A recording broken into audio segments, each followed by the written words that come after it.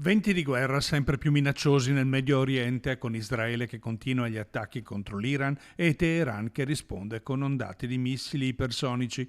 Una guerra in cui gli Stati Uniti potrebbero essere a breve coinvolti direttamente. Il presidente Trump valuta l'attacco, nel caso la Repubblica Islamica annuncia già ritorsioni. L'allerta terrorismo a livello Charlie per rischio imminente è scattato frequentemente anche a Vicenza, nelle 3 basi statunitensi, attorno alle quali sono stati rafforzati i controlli. Una situazione che preoccupa in particolare il movimento pacifista berico, composto da 36 associazioni, che si è dato appuntamento davanti alla prefettura per sollecitare un incontro per chiedere trasparenza sulla situazione in città. Pensiamo che i cittadini abbiano diritto di sapere come stanno le cose, cosa c'è nelle basi, cosa si sta muovendo e se c'è un piano di sicurezza rivolto a tutta la cittadinanza.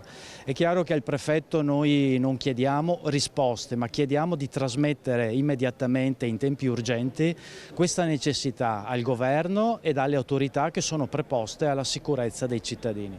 È l'UNESCO che lo chiede a gran voce e noi come cittadini siamo qua per sostenere questa iniziativa. Ci preoccupa molto il fatto che la nostra richiesta che avevamo presentato al prefetto Romano ancora il 17 gennaio, siamo già a giugno e la risposta, l'incontro non è ancora arrivato. Quindi siamo qui per sollecitare il prefetto ad incontrarsi e per informare i cittadini di tutti i pericoli che la città sta correndo. Il piano gestione dei rischi richiesto dall'UNESCO va implementato per i civili e i monumenti, dicono le associazioni, per scongiurare possibili ritorsioni.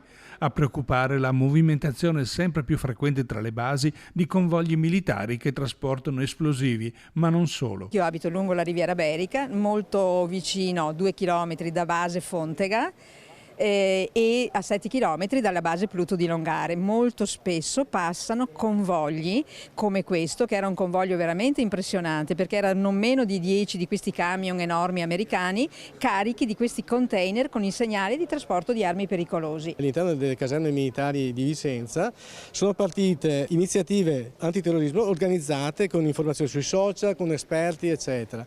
Allora, è una cosa ragionevole quella che viene fatta all'interno delle caserme militari americane.